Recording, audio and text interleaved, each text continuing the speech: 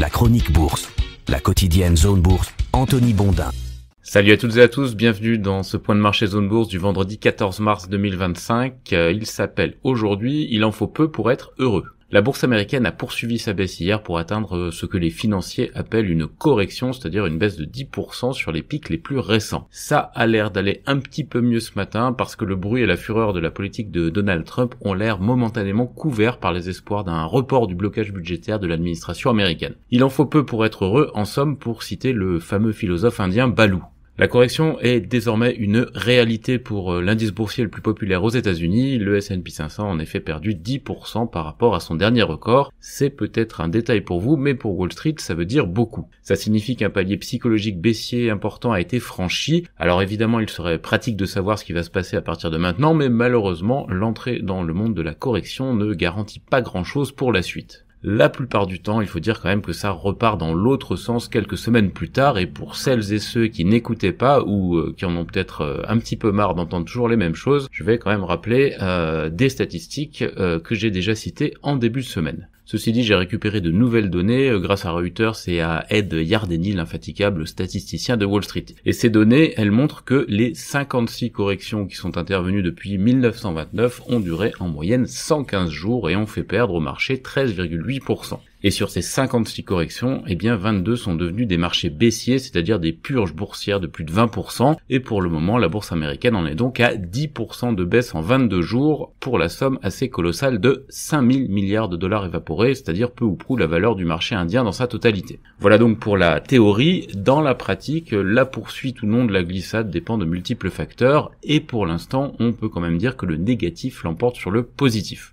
La guerre commerciale relancée par les États-Unis se renforce et sape la confiance des milieux d'affaires qui craignent une récession économique outre-Atlantique, avec des effets négatifs bien sûr pour tout le reste de la planète. C'est la raison pour laquelle les indices sont encore piqués du nez hier. Le Nasdaq 100, après sa tentative de rebond, a creusé ses pertes à 1,9%, ça porte à 13,5% son repli depuis les pics de février. Le S&P 500 a donc reperdu 1,4% et le Dow Jones à peine moins.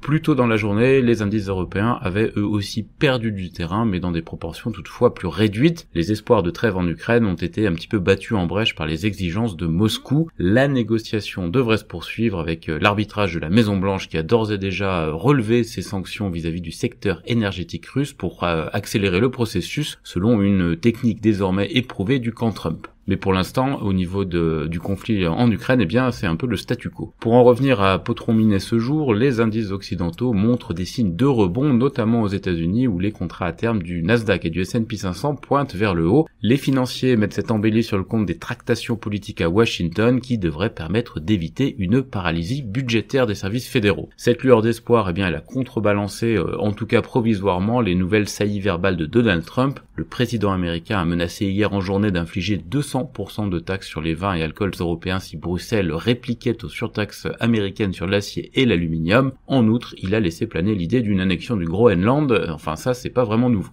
Évidemment, nul ne sait comment cette semaine se terminera, mais il apparaît clairement que les investisseurs vont continuer à essayer de se raccrocher aux branches pour espérer que la situation va se stabiliser. La branche du jour, c'est donc le probable report du risque de shutdown de l'administration américaine. La suivante, eh bien, ce pourrait être la décision de politique monétaire de la Fed qui aura lieu mercredi prochain. La Banque centrale ne devrait rien changer à ses niveaux monétaires actuels, mais il est fort probable qu'elle va utiliser son langage pour orienter le sentiment du marché. En effet, les éléments de discours sont la principale arme de l'institution pour faire passer des messages, et oui, les mots sont parfois plus efficaces que les actes en matière de politique monétaire, surtout depuis que le Fed Put a ressurgi dans l'espace public. Le Fed Put, je vous rappelle, c'est une notion qui recouvre l'idée que la Fed finirait par apporter son soutien au marché financier si la situation partait en sucette. C'est ce qui s'est passé lors des crises des 30 dernières années. Le principal souci, c'est quand même de savoir à quel niveau se situe ce Fed Put, sans même parler du fait que le niveau de tolérance de la Fed est en général plus élevé que celui des investisseurs. Si le marché rebondit aujourd'hui, eh bien la question va s'éloigner, mais si la baisse se poursuit, eh bien elle deviendra lancinante. En Asie-Pacifique ce matin, l'ambiance est globalement bonne grâce au coup de pouce des contrats à terme de Wall Street et à la vague de confiance qui continue à submerger la Chine. Le CSI 300, l'indice de Shanghai et Shenzhen, et le Hang Seng d'ailleurs à Hong Kong bouclent en hausse de 2%, de plus de 2% même, et ils vont même effacer leur pic récent. Il y a un vrai engouement dans le pays autour de la thématique de l'essor technologique retrouvé et ça se voit évidemment dans les indices. Le Japon, lui, il gagne 0,8%, l'Australie se reprend de 0,5%, on est proche de l'équilibre à Taïwan et en Corée du Sud. C'est toujours assez difficile en Inde où le marché perd 0,2%. Bombay a reculé de 15% depuis le record touché à la fin du mois de septembre 2024. Les bourses européennes, elles devraient ouvrir en hausse, mais la volatilité restera forte tout au long de la séance. Dans l'actu des entreprises ce matin en France d'abord, Kering a confié à Demna Gvasalia, je ne sais pas si je le prononce bien, la mission de relancer Gucci en tant que directeur artistique. Air Liquide a émis 500 millions d'euros d'obligations vertes à 10 ans à 3,5%. Alstom et SJ ont signé un contrat pour la maintenance de trains de nuit dans le nord de la Suède. Ruby a publié, ainsi que Virbac et d'autres sociétés comme Verimatrix, Bassac, SRP, Selectis, Believe, Steph, Acteos ou encore Altamir. On a aussi Interparfums qui a prolongé son accord de licence dans les parfums avec Coach jusqu'en 2031 et Energy Group qui lance un plan de sauvegarde de l'emploi. Ailleurs en Europe, Enel a publié un bénéfice en hausse de 4% en 2024 et relève son dividende. Le groupe de luxe italien Brunello Cucinelli voit son bénéfice d'exploitation augmenter de 13% en 2024. Les prévisions 2025 sont confirmées. Par ailleurs, Pershing Square a placé 2,7% du capital de Universal Music Group à 26,60 € par action. Crown Castle vend ses actifs dans le domaine de la fibre optique à 2 entités dans le cadre d'une opération de 8,5 milliards de dollars. BP envisage de vendre la moitié de son unité solaire qui s'appelle Lightsource. Anglo-American lance une consultation sur des suppressions d'emplois au Royaume-Uni et en Afrique du Sud. Un consortium dirigé par Allianz devrait conclure le rachat de Viridium pour 3,8 milliards de dollars la semaine prochaine selon Reuters. Par ailleurs, Banco BPM a reçu le feu vert de la Consob en Italie pour le document d'offre de son offre sur Anima.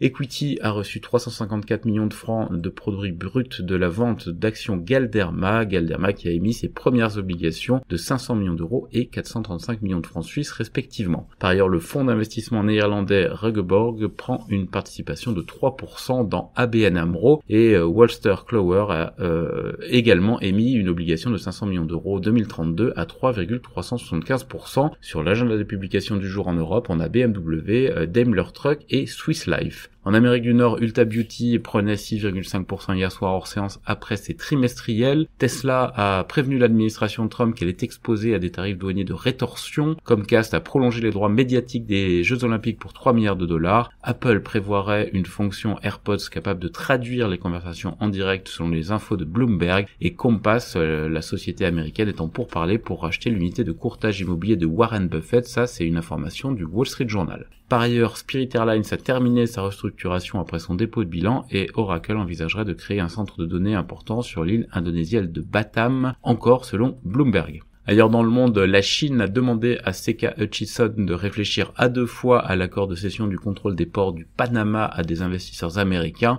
Canberra va accorder à ANZ une garantie de prêt de 1,3 milliard de dollars pour maintenir ses succursales du Pacifique à flot. Le géant de l'aluminium Rusal, le géant russe, multiplie par près de 3 son bénéfice annuel en raison de la hausse de la demande et les actionnaires de Telefónica Brasil approuvent les opérations de fractionnement et de regroupement des actions de la société. Voilà, c'est terminé pour cet ultime point de marché de la semaine. Je vous souhaite à toutes et à tous une très bonne journée et un excellent week-end.